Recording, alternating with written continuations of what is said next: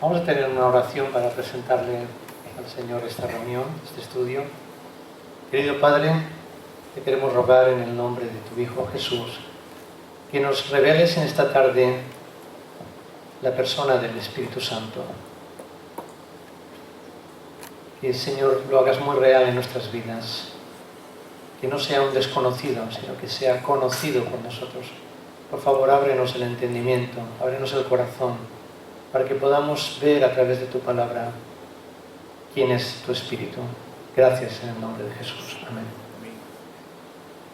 Bueno, la doctrina del Espíritu Santo es una de las doctrinas más importantes de la Biblia. Hay una rama de la teología que se dedica al estudio de ella. ¿Alguien sabe cómo se llama esa rama? Neumatología. Muy bien, la neumatología. Neumología. Y viene de neuma, porque espíritu en griego es neuma. ¿Ya? De ahí viene neumático, porque dentro de los neumáticos se pone aire, ¿no? El espíritu vino como un viento recio, como aire, ¿no? Y de ahí viene. Y también neumonía, neumotórax, todo esto viene de la misma raíz. Pues bien, todos los libros del Nuevo Testamento, todos, excepto segunda y tercera de Juan, hacen referencia al Espíritu Santo. Claro, sí es una doctrina importante.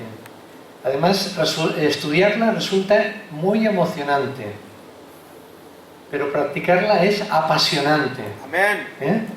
Hay que estudiarla, pero hay que practicarla. Y eso es apasionante. ¿Por qué? Pues porque abarca toda nuestra vida, todas las áreas de nuestra vida y cada etapa en el tiempo. ¿Eh? Desde que somos jóvenes hasta que somos ya mayores y ancianos. Lo abarca todo el Espíritu Santo. Así que el estudio de esta doctrina pues, nos humilla y destruye toda autosuficiencia humana. Porque cuando vemos la majestad del Espíritu de Dios, la santidad, por eso se llama santo, ¿eh? Porque es santo. Y que además se ha dignado a morar, es decir, a vivir en nosotros. Eso es tremendo. Veremos que toda nuestra vida espiritual está directamente relacionada con el Espíritu Santo, con la doctrina del Espíritu. Ahora te voy a pedir un ejercicio. Inclina un poco la cabeza, no es para orar, ¿eh? Mírate, agacha un poco la cabeza, mírate, ¿eh? Y te pregunto, ¿qué ves? Pues estás viendo tu cuerpo, ¿verdad? Tu cuerpo. No hace falta que te hagas un selfie en estos momentos, ¿eh? Porque hoy día se adora demasiado el cuerpo. Ahora sigue mirando, cacha la cabeza, sigue mirando. ¿Qué más ves? Aparte de la ropa, ¿eh? Más allá del cuerpo, ves tu persona. ¿Estás viendo tu persona? Es mucho más que el cuerpo. Y además está dotada de emociones, inteligencia, memoria y voluntad. Esto último de la voluntad es cuestionable en algunos, ¿eh? Habría que ver, ¿eh? Y lo de la memoria, los que somos ya más mayores, habría que cuestionarlo también. ¿Puedes ver algo más? ¿Puedes ver algo más? Ahora ya necesitas los ojos del Espíritu. Los ojos físicos no vas a ver más ya. Dentro de ti, si tú has creído en Jesucristo, dentro de ti habita el Espíritu Santo de Dios. O sea, vive dentro de ti. Vamos a verlo. 1 Corintios 3:16 dice: ¿acaso no sabéis que sois templo de Dios y que el Espíritu de Dios está en vosotros? 1 Corintios 6, 19 al 20. ¿O ignoráis que vuestro cuerpo es templo del Espíritu Santo, el cual está en vosotros, el cual habéis recibido de Dios y que no sois vuestros? Pues habéis sido comprados por precio. Glorificad pues a Dios en vuestro cuerpo y en vuestro espíritu, los cuales son de Dios.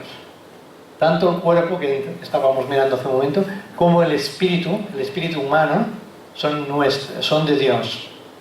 Pero además es que tenemos dos espíritus, porque tenemos el espíritu humano, el nuestro, y además tenemos el Espíritu Santo dentro de nosotros. ¿Te das cuenta? Espíritu con E minúscula y espíritu con E mayúscula. Pero qué poco sabemos del Espíritu Santo. Seguro que sabemos más de nuestros vecinos, los que viven al lado, que del Espíritu Santo que vive dentro de nosotros. Qué vergüenza, ¿no? El Espíritu Santo no es un alien, es el Espíritu de Dios y está dentro de nosotros. No lo tengáis miedo. Tenemos que conocerlo, descubrirlo, reconocerlo, porque os aseguro que es el gran olvidado. Hablamos del Padre, todos conocemos al Padre, hablamos del Hijo, Jesús, conocemos su vida, milagros y demás, todo lo que hizo, la cruz, la redención, pero el Espíritu Santo es el gran ignorado, ¿verdad? Necesitamos estudiar la neumatología, necesitamos estudiar la doctrina del Espíritu Santo. Y habla mucho, la Biblia habla mucho del Espíritu Santo.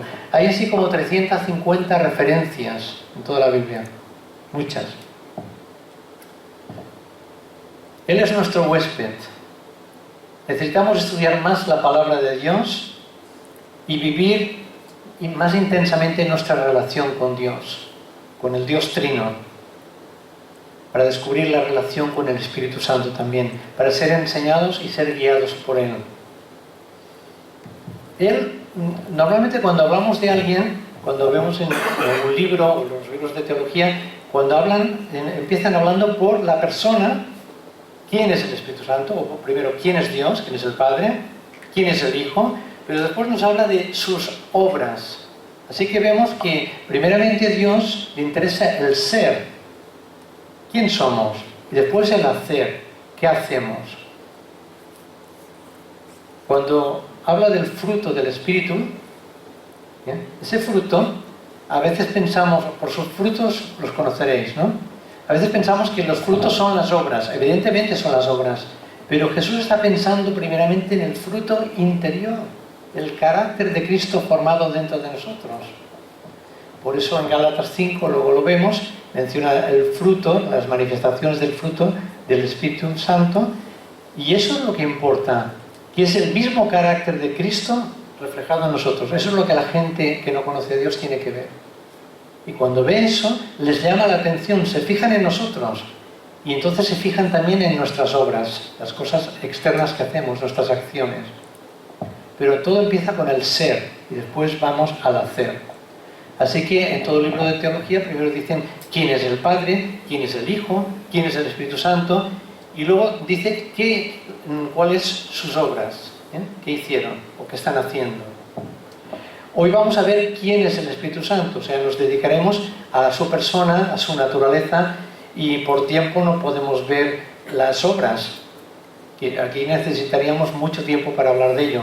Así que perdonadme si no puedo dedicarme mucho a las obras, lo voy a mencionar de pasada para que tengamos una visión panorámica de qué es lo que ha hecho el Espíritu Santo y qué está haciendo, que no es poco, ya lo veréis. Mira, para empezar, Él es el autor de las Escrituras. Y además es su intérprete, el Espíritu Santo. Él es el que las inspiró a los santos hombres que escribieron y hablaron en nombre del Señor. Él es el que lo inspiró. Y Él es el que ilumina nuestra mente para que podamos entender lo que Él ha escrito aquí. Además, Él nos convence de pecado. Si tú y yo hemos llegado a creer, es porque el Espíritu de Dios, un día concreto de nuestra vida, nos convenció de que éramos pecadores. Lo habíamos oído muchas veces, pero hubo un día concreto en que sentimos esa convicción interior que nos hizo temblar, nos hizo sentir miserables, necesitados del amor de Dios. Él nos regenera. ¿Qué quiere decir eso? Nos hace una nueva generación. Eso es el nuevo nacimiento, la conversión. Eso es obra del Espíritu Santo. Por nosotros mismos no hubiéramos podido regenerarnos. Esa es la obra del Espíritu Santo. Nos hace nacer de nuevo. Luego, a raíz de esto, nos santifica. Nos santifica en ese mismo momento, la santificación instantánea, y luego toda la vida sigue santificándonos hasta que vayamos a su presencia. La santificación progresiva o gradual. Nos bautiza en el cuerpo de Cristo, es decir, la Iglesia. Nos bautiza, quiere decir sumergir. Nos sumerge dentro de la Iglesia. Nos mete en el cuerpo de Cristo, que no éramos cuerpo de Cristo antes de creer. Y en el momento en que creímos, llegamos a ser ya miembros del cuerpo de Cristo, cuerpo universal de Cristo. Hace morada en el creyente, ya lo hemos visto, vive aquí, nosotros. Nos sella para Dios. nos da una seguridad eterna de que pertenecemos a Dios, nos fortalece, nos llena, nos liberta y nos dirige. Fijaos qué montón de cosas hace el Espíritu Santo. Finalmente, en la eternidad, hay un detalle más que hace el Espíritu, es que todo creyente, nosotros los que hemos creído, viviremos en la presencia de Cristo eternamente, con cuerpos incorruptibles y en estado de impecabilidad. Impecables, es decir, que ya no podremos pecar. Como ahora sí que podemos pecar, pero entonces ya no podemos pecar. Nos mantendremos en tal estado por el poder del Espíritu Santo, quien seguirá morando en nosotros, los creyentes ya glorificados. Estaremos glorificados ahí en la gloria y con un cuerpo regenerado. Eso lo dice en Romanos 8:30, no hace falta que lo veamos ahora. Ahora bien, hay muchos conceptos erróneos sobre la doctrina del Espíritu Santo. El pastor ya nos ha anunciado uno. Es que algunos piensan que es una fuerza mística, que es una energía, lo ven como un poder impersonal que Dios pone a disposición de los seguidores de Cristo. Pero Él no es una energía. Él es una persona. El Espíritu Santo es una persona. La Biblia nos enseña que el Espíritu Santo es una persona. Jesús nunca se refirió a Él diciéndole eso, sino que Él dice el Espíritu Santo. Cuando hablaba del Espíritu, por ejemplo, veamos en Juan, lo vemos en Juan capítulo 14, 15 y 16, que es donde más habla del Espíritu Santo. En esas dos páginas habla un montón del Espíritu Santo. Las tengo aquí subrayadas. Aquí subrayadas en color verde, ¿ves? Lo que está verde, todo esto es del Espíritu Santo. Estas dos páginas, Juan 14, 15 y 16, hablan muchísimo del Espíritu Santo. Podéis tomar nota y lo podéis leer en casa también. Bien, veamos Juan 14, 26, dice: mas el Consolador, el Espíritu Santo, a quien el Padre enviará mi nombre, Él, ¿lo veis aquí? Él os enseñará todas las cosas. No dice eso, como si fuera una cosa, o un objeto, o una energía. Él os enseñará todas las cosas. En Juan 14, 26 dice, ese es el que ya hemos leído. Así que vemos que no es una fuerza, no es una energía, no es una influencia personal, como decían los testigos. Quien hable del Espíritu Santo como un eso, es que no se le ha enseñado bien la palabra, o no ha discernido la palabra de Dios, no sabe discernirla. Porque si leemos la Biblia observando, así como método inductivo, que decimos, primero de todo hay que ser observadores, observar, ¿no? Observar. Veremos que el Espíritu Santo tiene intelecto, tiene emociones y tiene voluntad, igual que las personas, porque es una persona. La Biblia también le atribuye actos propios de alguien que no se limita a ser una fuerza, sino una persona. Por ejemplo, vamos a ver varias cosas que nos dejan clarísimo que Él es una persona. El Espíritu Santo habla. En Apocalipsis 2:7, lo hemos estudiado hace poco, dice, el que tiene oído, oiga lo que el Espíritu dice a las iglesias. Dice, el Espíritu habla. Al que venciere daré de comer del árbol de la vida, etcétera, etcétera. ¿Bien? El Espíritu dice, quiere decir que habla. Otra cosa es que el Espíritu intercede. Romanos 8:26 dice, de igual manera, el Espíritu nos ayuda en nuestra debilidad, pues ¿qué hemos de pedir? ¿Y cómo hemos de pedir? ¿Cómo conviene? No lo sabemos. Pero el Espíritu mismo intercede por nosotros con gemidos indecibles. Eso de intercede con gemidos indecibles son las lenguas. Los que habéis recibido el bautismo en el Espíritu Santo, los que habéis hablado en lenguas, y yo mismo también, cuando estamos orando en lenguas, notaréis que el Espíritu Santo, quien está aquí dentro, orando en nosotros, está en ese momento orando al Padre a través de nuestra lengua, de nuestra boca, está levantando oraciones al Padre. Y a veces no sabemos lo que estamos diciendo porque es en lenguas que no son humanas, a veces que no se entienden, pero Dios sí que las entiende. ¿Me entendéis? Valga la redundancia. Y notarás que no es Tony o Rubén o quien sea el que está orando en ese momento, es la sucursal que tenemos aquí del Espíritu Santo, sucursal de Dios. El Espíritu Santo es el que está haciendo su labor de orar. Es que a lo mejor a ti te cuesta de orar, o a mí me cuesta orar, pero el que está aquí dentro no le cuesta nada orar porque es Dios mismo. Y Él a veces está orando ante una situación de agobio, de mucha presión, de mucho problema, que no sabes ya cómo resolver ese problema. Entonces te abres la boca y te limitas a dejar que sea el Espíritu Santo el que interceda por ti al Padre, por lenguas, con gemidos indecibles. Otra cosa, el Espíritu Santo testifica, en Juan 15, 26, cuando venga el Consolador, a quien Dios enviaré del Padre, el Espíritu de verdad, el cual procede del Padre, Él es el que lo envía, Él dará testimonio acerca de mí. Dará testimonio, es decir, testifica de mí. Y esta es una de las funciones principales que hace el Espíritu Santo, que testifica de Jesús. Nos trae a la memoria, a la mente, las cosas que dijo Jesús. Está exaltando a Jesús. Así como Jesús se dedicó a exaltar al Padre, el Espíritu Santo se dedica a exaltar al Hijo. Qué interesante, ¿verdad? A recordar todo lo que Él dijo y lo que hizo. También dirige, el Espíritu Santo dirige. Hechos 8:29, el famoso pasaje de Felipe cuando se juntó, habló con el eunuco que estaba en un carro y el Espíritu le dijo a Felipe, acércate y júntate a ese carro. Ahí vemos cómo está dando dirección a Felipe. Dirige. Una energía no da dirección. ¿Tú has visto la electricidad que da dirección? No lo hace. Ordena. Eso es muy serio, ¿eh? El Espíritu Santo le prohibió al apóstol Pablo, el gran apóstol de los gentiles, hablar la palabra en Asia, pero es que él quería ir a Asia, luego quería ir a Bitinia, y se lo prohibió. Dice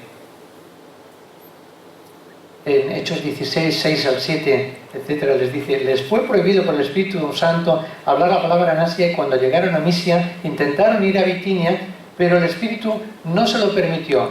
¿Te ha pasado alguna vez a ti que has querido hacer algo y el Espíritu Santo, has notado una prohibición? No. ¿Lo has sentido? Desde dentro de ti que te ha dicho, no hagas eso.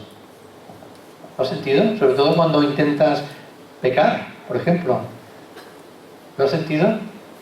Y quizás tenemos al Espíritu Santo amordazado ahí dentro, ahí tapando, intentándole tapar para no oír, y Él tiene que a veces gritarnos, a veces con las circunstancias nos gritan. Bueno, el Espíritu Santo guía también.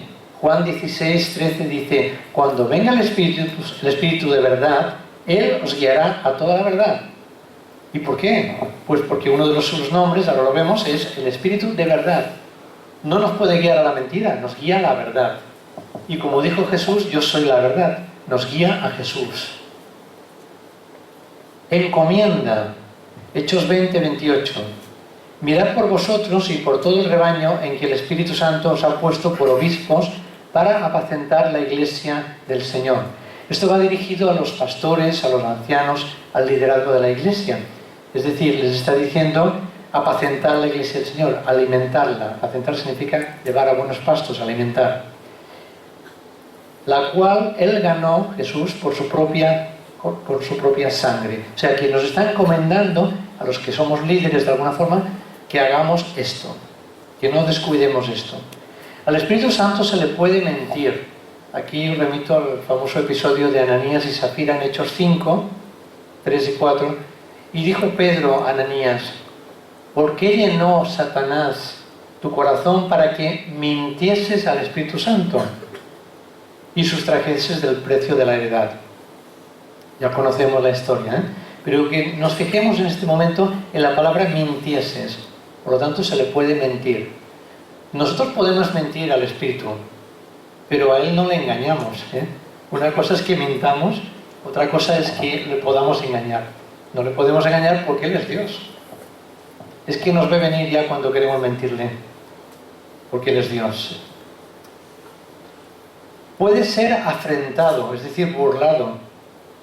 Dice en Hebreos 10:29, ¿cuánto mayor castigo pensáis que merecerá el que pisoteare al Hijo de Dios y tuviere por inmunda la sangre del pacto en el cual fue santificado e hiciere afrenta? ¿A quién? Al Espíritu de gracia. Y fijaos qué nombre más bonito, Espíritu de gracia. Afrenta, o sea, aquel que insulte al Espíritu de Dios. Puede ser blasfemado también. Mateo 12, 31 al 32 dice, por tanto os digo, todo pecado y blasfemia será perdonado a los hombres, pero la blasfemia contra el Espíritu no le será perdonada. Hablar mal del Espíritu, rechazar al Espíritu Santo cuando viene a convencernos de pecado para que creamos en Él. Ese es el pecado de la blasfemia contra el Espíritu Santo. Puede ser blasfemado. Puede ser contristado, es decir, entristecido. Podemos poner triste al Espíritu Santo. Lo sabréis por experiencia cuando entristecemos a cualquier familiar nuestro, ¿no? A nuestros padres, o a algún hijo nuestro, algún hermano, algún amigo. Le entristecemos con algo que le hemos hecho mal, ¿no? Porque nos hemos burlado, porque no le hemos prestado atención o por lo que sea. Lo hemos entristecido, lo hemos contristado. Pues al Espíritu Santo también se le puede. Efesios 4:30 dice, no contristéis al Espíritu de Dios con el cual fuisteis sellados para el día de la redención. Procuremos no entristecerle, porque a veces lo tenemos ahí como acorralado aquí dentro, que está aquí, pero lo tenemos que no le dejamos ni hablar, que quiere hablarnos y no le queremos escuchar. Y cuando hacemos eso, lo estamos poniendo triste, porque quiere llevarnos a toda la verdad, quiere liberarnos, quiere enseñar a nuestras vidas, quiere corregir nuestro carácter, pero tenemos que escucharle. Y cuando no lo hacemos, lo ponemos triste. Cada una de las emociones y de los hechos que hemos mencionado son propios de una persona. ¿Lo tenemos claro ya que es una persona? ¿Ven? No he oído demasiado amenes. Amén. ¿Así? Amén. El Espíritu Santo no es un objeto, no es una cosa o una fuerza impersonal, como lo es la gravedad, por ejemplo, o el magnetismo. Eso es algo impersonal. Es una persona con todos los atributos de la personalidad. Pero además, no solamente es una persona, sino que es una persona divina. Vamos a ver ese aspecto. El Espíritu Santo es una persona divina. ¿Por qué? Porque es Dios. A lo largo de la Biblia percibimos con toda claridad que el Espíritu Santo es Dios mismo. Lo vemos, entre otras cosas, por los atributos que las Escrituras le asignan al Espíritu Santo. Y esos atributos son propios de Dios. Vamos a ver algunos. Por ejemplo, el Espíritu Santo es eterno. Esto quiere decir que nunca hubo un momento en el que no existió. O sea, no existe un momento en el que no existió. Él ha existido desde siempre, es eterno. Hebreos 9:14 dice, cuánto más la sangre de Cristo, el cual, mediante el Espíritu eterno, se ofreció a sí mismo sin mancha a Dios. El Espíritu eterno, ahí lo dice. Además, es todopoderoso. Quiere decir que tiene todo el poder, es omnipotente. Él se encargó de producir el milagro de la encarnación del Mesías, o sea, de Jesús. Todos conocemos la historia. Lucas 1:35, el ángel Gabriel se presenta a la Virgen María y le dice, respondiendo el ángel le dijo, el Espíritu Santo vendrá sobre ti y el poder del Altísimo te cubrirá con su sombra, por lo cual también el santo ser que nacerá será llamado Hijo de Dios. Aquí vemos cómo es todopoderoso. La Virgen María concibió por el poder del Espíritu Santo. Está presente en todas las partes al mismo tiempo. Quiere decir que es omnipresente. Fijaos que son las mismas características de Dios Padre. Omnipotente, omnipresente, omnisciente. Bueno, pues es omnipresente. Salmo 139:7 dice, ¿a dónde me iré de tu presencia, de tu espíritu? ¿Y a dónde huiré de tu presencia? Es que no podemos escapar de la presencia del Espíritu de Dios. ni de Dios mismo. No podemos. Si subiera al monte más alto, allí estás tú. Si fuera al desierto más apartado, allí estás tú. En lo más profundo del mar, allí estás tú. En todas partes, ¿no? El Salmo 139 es precioso en ese sentido, hablando de la omnipresencia de Dios. Él es llamado Dios también. En Hechos 5, 3 y 4 volvemos a lo de Ananías y Zafira, y fijaos cómo lo dice. Este versículo es fundamental para los testigos de Jehová, para demostrarles que Él es Dios, que no es una energía. Hechos 3, 5, 3 al 4 dice: y dijo Pedro, Ananías, ¿por qué llenó Satanás tu corazón para que mintieses al Espíritu Santo y sustrajeses del precio de la heredad? Reteniéndola, ¿no se te quedaba a ti? ¿Y vendida no estaba en tu poder? ¿Por qué pusiste esto en tu corazón? No has mentido a los hombres, sino ¿a quién? A Dios. Y antes dice, para que mintieses al Espíritu Santo. Y ahora dice, has mentido a Dios. Está diciendo, el Espíritu Santo es Dios. ¿Ves la relación? Si no la ves, medítalo bien, porque ahí está. Este texto dice claramente que mentir al Espíritu Santo es mentir a Dios. El Espíritu Santo es Dios. También es el Creador. Hemos visto a veces sabemos que Dios es el Creador, Dios Padre. Veamos en Génesis 1:1. Dice, en el principio creó Dios los cielos y la tierra. Y pensamos en Dios Padre en ese momento, ¿no? Es el primer versículo de la Biblia. El segundo versículo de la Biblia, vemos ya el Espíritu Santo ahí moviéndose. Dice, el Espíritu de Dios se movía sobre la faz de las aguas. ¿Lo vemos? En el segundo versículo de la Biblia ya aparece el Espíritu de Dios. En Colosenses 1, 16 y 17 habla sobre Jesucristo creando también. Y ahí tenemos la Trinidad. Hemos visto que estaba Dios creando, y estaba el Espíritu con Él creando. Y ahora vemos en Colosenses 1, 16 y 17 a Jesús creando también. En Él fueron creadas, está hablando de Jesucristo, creadas todas las cosas, las que están en los cielos, las que hay en la tierra, las que son visibles, las que son invisibles, sean tronos, dominios, sean principados, sean potestades. Todo fue creado por medio de Él y para Él. Tremendo.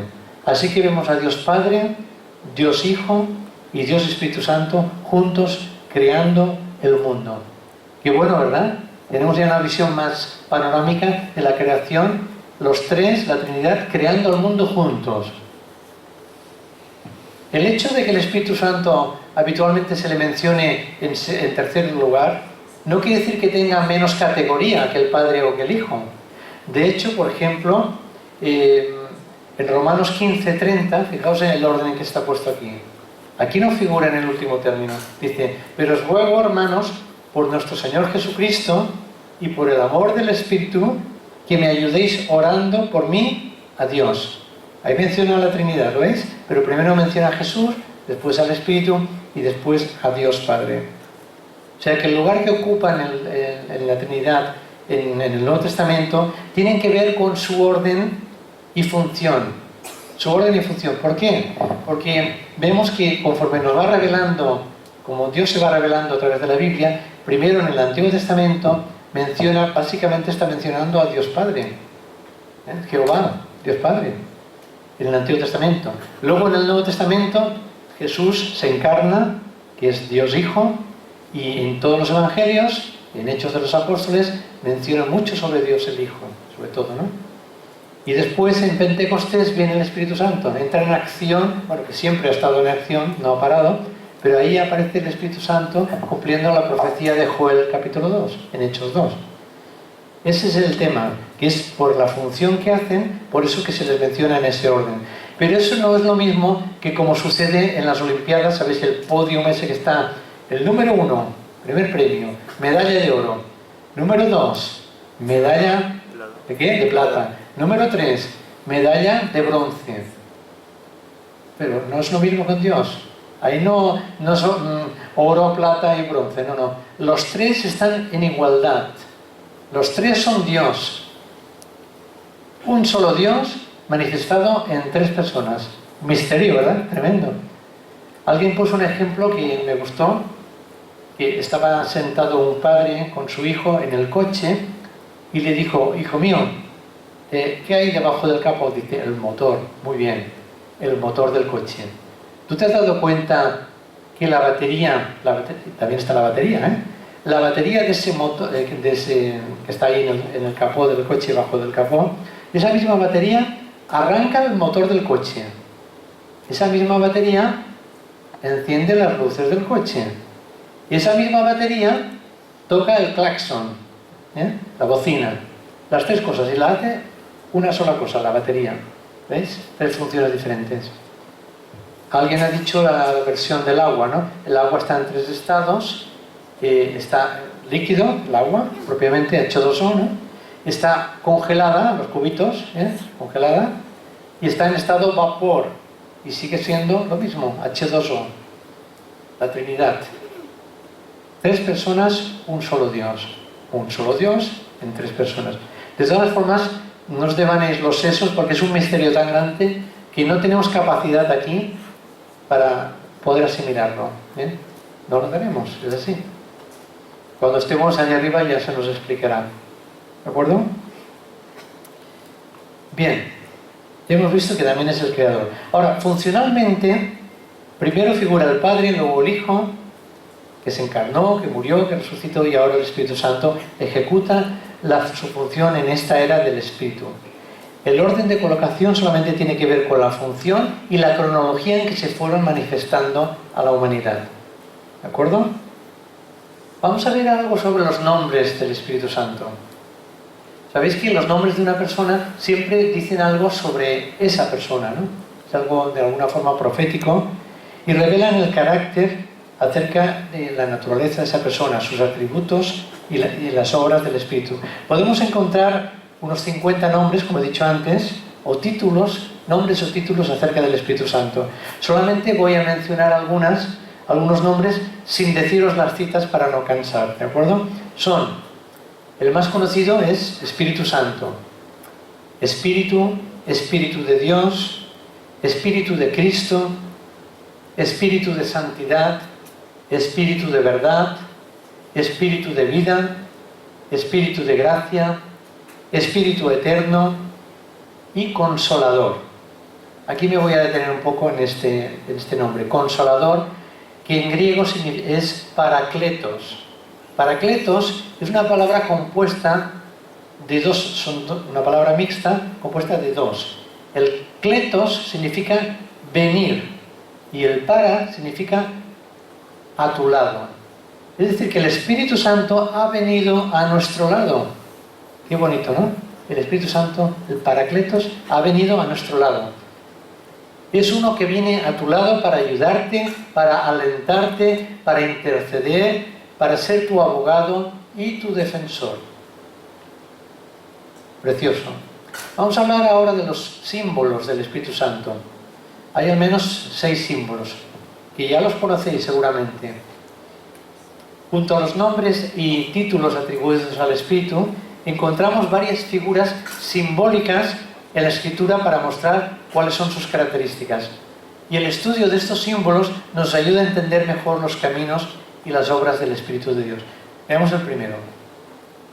El viento. Viento. La palabra viento en hebreo, ruah, viento. En griego, neuma, como he dicho antes, neuma, cuando se desecha un neumático o un globo, viento. En el Pentecostés, Hechos 2, dice que se manifestó como un viento recio, un viento fuerte, huracanado. Ese es un símbolo del Espíritu Santo. En el día de Pentecostés, cuando vino ese viento recio, en ese viento fuerte e impetuoso, es invisible pero es presente en todo lugar y simboliza el poder y la vida del Espíritu Santo, el viento. El aceite. Como sabéis, se utilizaba el aceite para ungir a los reyes. ¿Qué más? A los sacerdotes también, a los sumos sacerdotes. Se les echaba pues aceite, pero bastante aceite, y se les empapaba de aceite. Y entonces reflejaban, porque el aceite brilla, así con los rayos del sol brilla, Imagínate una persona toda bañada, empapada de aceite y el sol dándole, pues esa persona resplandece, ¿no? Pues así tenemos que resplandecer nosotros, con la presencia del Espíritu Santo, como resplandeció Moisés cuando bajaba del monte con las tablas de la ley, que tuvo que taparse el rostro de la propia gloria del Señor en su vida. La unción de los reyes y sacerdotes para establecerlos en su nuevo puesto, simbolizando la investidura de poder del Espíritu Santo para su trabajo. Y dice, recibiréis poder cuando seáis llenados del Espíritu Santo, cuando venga el Espíritu Santo, y entonces me seréis testigos. En Jerusalén, Judea, Samaria y hasta lo último de la tierra. Hechos 1:8, ¿no? Recibiréis poder. La paloma. Bueno, ¿os habéis dado cuenta que muchos libros que hablan del Espíritu Santo, en la portada tienen una paloma? ¿Lo habéis visto? Muchos logotipos de muchas iglesias también. Lo veréis en internet, ¿no? La paloma. El Espíritu Santo. ¿Y por qué? Pues porque descendió sobre Jesús, el Espíritu Santo, en forma de paloma, cuando se estaba bautizando, a través de Juan Bautista. ¿Qué simboliza la paloma? Pues la paloma simboliza el Espíritu, que es dulce, es tierno, es amable, inocente, suave, lleno de paz, de paciencia y de pureza. La paloma. También el agua simboliza al Espíritu Santo. Simboliza la frescura, la satisfacción y la fertilidad del Espíritu. Allí donde hay agua, hay fertilidad. ¿Os habéis fijado que muchas poblaciones, muchas ciudades están junto a un río? ¿Por qué? Porque allí tienen el agua garantizada para sembrar, para regar los campos, ¿eh? Y ahí tienen pues ahí la agricultura asegurada. Y también al haber agua, pues para el ganado que pueda beber. Bien, pues en las Escrituras dan la imagen del agua en forma de lluvia. Por eso cuando cantamos muchas veces, manda tu lluvia, manda la lluvia, la temprana, la tardía, manda la lluvia, abre los cielos, que llueva, ¿no? Estamos pidiéndole al Señor el poder del Espíritu Santo sobre nuestras vidas. También el rocío, los ríos, los manantiales, nos hablan del poder del Espíritu Santo. Hay un pasaje que nos habla de meternos en el río del Espíritu y que no nos metamos solamente hasta los tobillos, sino hasta las rodillas, hasta la cintura y que nademos en las aguas del Espíritu Santo. Tenemos que aprender eso, a nadar en las aguas del Espíritu. También, bueno, hay un pasaje en Juan 7:38 y primera parte del 39 dice: el que cree en mí, como dice la Escritura, de su interior correrán ríos de agua viva. Y esto lo dijo refiriéndose al Espíritu que habían de recibir los que creyesen en Él. Ríos de agua viva. Espíritu. Vemos otro símbolo que es el fuego. El fuego, que todo lo quema, lo purifica. El fuego habla del poder, de la limpieza y de la purificación del Espíritu Santo. Juan Bautista dice, hablando de Jesús, Él os bautizará en Espíritu Santo y fuego. Yo os bautizo en agua, pero Él en Espíritu Santo y fuego. Los hombres bautizamos con agua. Hace poco han habido bautismos, y se os ha bautizado en agua. Pero Jesús bautiza en Espíritu Santo y fuego. El Espíritu Santo para darnos poder y el fuego para purificar nuestras vidas para que les seamos más útiles. Hechos 2, verso 3 dice: luego algo parecido, estoy leyendo la versión Nueva Traducción Viviente, dice: algo parecido a unas llamas o lenguas de fuego se aparecieron y se posaron sobre cada uno de ellos, los discípulos en el aposento alto, los 120. Algo similar a unas llamas de fuego. El vino, no vino de venir, sino vino de beber, Son dos palabras parecidas, iguales, pero con significado diferente. En Efesios 5:18 dice: no os embriaguéis con vino, en lo cual hay disolución, antes bien sed llenos del Espíritu. El vino hace referencia al gozo que produce la presencia de Dios en la vida del creyente. Eso es algo muy parecido a lo que sucedió el día de Pentecostés, que al recibir el Espíritu Santo fueron tan llenos de gozo que y empezaron a hablar en nuevas lenguas y además eran lenguas humanas y angélicas también, pero había ahí un montón de gente, partos, medos, elamitas, romanos, griegos, yo que sé, había de todas partes allí, y los entendían en sus propias lenguas, pero dicen, no son estos judíos y nosotros les estamos entendiendo, porque Dios estaba manifestando a través de lenguas humanas para darles mensajes de que se arrepintieran. Y de hecho ese día se convirtieron como 3.000 personas se convirtieron con el mensaje de Pedro en ese día. Así que hace referencia al gozo del Espíritu Santo. Y había tanto gozo que se pensaron que estaban ebrios. Y Pedro tiene que defenderlos y decir, estos no están borrachos, que son las 9 de la mañana. No están borrachos. Yo leí una vez un libro que se titulaba A las 9 de la mañana, que estaba hablando de todo esto del Espíritu Santo, ¿no? Bueno, pues el Espíritu Santo produce tanto gozo que a veces nos tomarán por ebrios. A mí a veces me han dicho, pero tú ¿de qué te ríes? ¿De qué te estás riendo? Se piensa que me río de la persona que tengo delante. Y digo, pero no, que no me río de ti, es que el Espíritu Santo produce gozo en el corazón. Produce otras cosas, amor, gozo, paz, etc. Pero mira, si ahora me puedo reír porque también he llorado, ¿sabes? También he llorado, y he llorado mucho. Pero me río con el gozo del Espíritu Santo. Y cada creyente tiene ese privilegio de gozarnos en el Espíritu Santo. Veamos un poco el fruto del Espíritu. Eso lo voy a dejar para José Suárez, que va a dar ese tema en su día, cuando le toque. Pero voy a dar una pequeña introducción. Bueno, y alguien más va a dar eso, lo vamos a dar en tres viernes. Sabéis que en Gálatas 5, 22 y 23, lo pones, dice, mas el fruto del Espíritu es amor, gozo, paz, paciencia, benignidad, bondad, fe, mansedumbre, templanza. Aquí menciona 9 manifestaciones del Espíritu. Y las vamos a agrupar en 3 ramilletes o 3 grupitos, de 3 en 3, y así se va a poder analizar muy bien cada una de estas manifestaciones. El primer grupo o ramillete lo forman el amor, el gozo y la paz, que habla especialmente de nuestra relación con Dios. Tu relación con Dios. El amor, el gozo y la paz. Si tú te estás relacionando con Dios, vas a ver cómo Él produce en ti esas 3 cosas. Amor hacia Dios, pero no solamente hacia Él, sino hacia la gente que te rodea, tus familiares, tus conocidos, tus amigos. Vas a sentir un amor, si cabe, más grande todavía. Y el día que recibas el bautismo del Espíritu Santo, en el Espíritu Santo, va a haber ahí una sobredosis del tema. Te va a dar un amor tremendo hacia la gente, pero como no te lo puedes imaginar, un amor tremendo hacia la palabra de Dios también. Vas a leer como un descosido la palabra de Dios, el día que recibas el bautismo del Espíritu Santo. No vas a parar de leerla.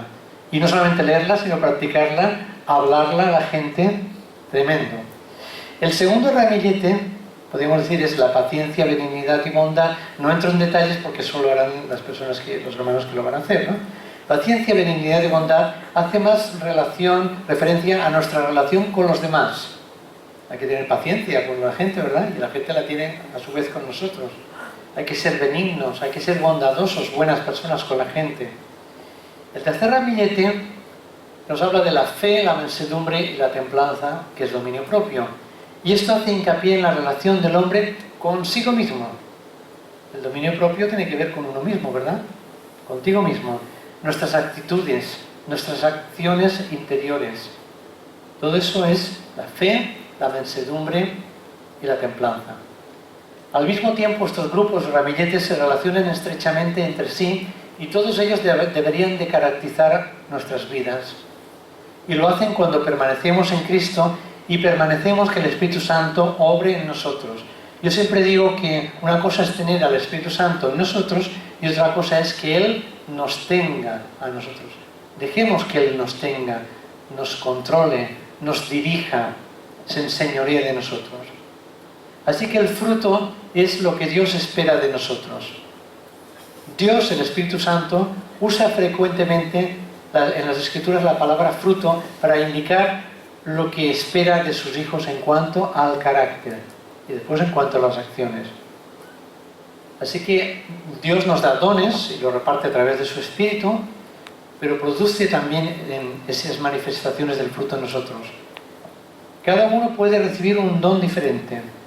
Y en algo que sí diferencian los dones del fruto es lo siguiente, que tú puedes tener el don de profecía, por ejemplo, tú puedes tener el don de sanidades, aquel puede tener el don de palabra de ciencia, pero no tiene el que tú tienes, ni él tiene el que él tiene, ¿entendéis, no? Él reparte a cada uno como él quiere.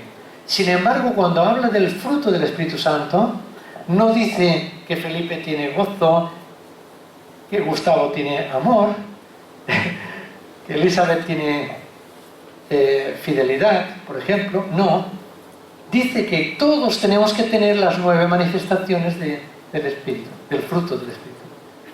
¿Entendéis?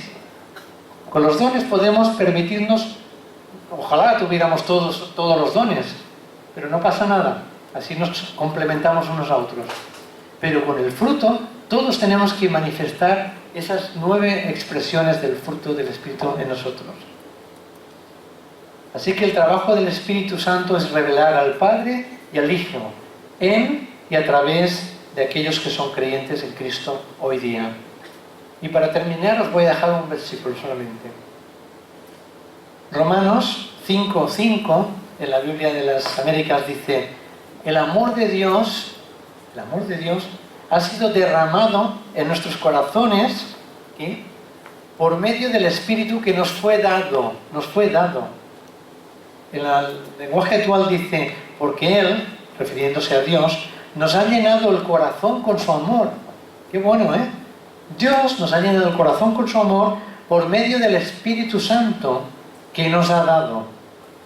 O sea, que el Espíritu Santo nos ha dado a conocer el amor de Dios.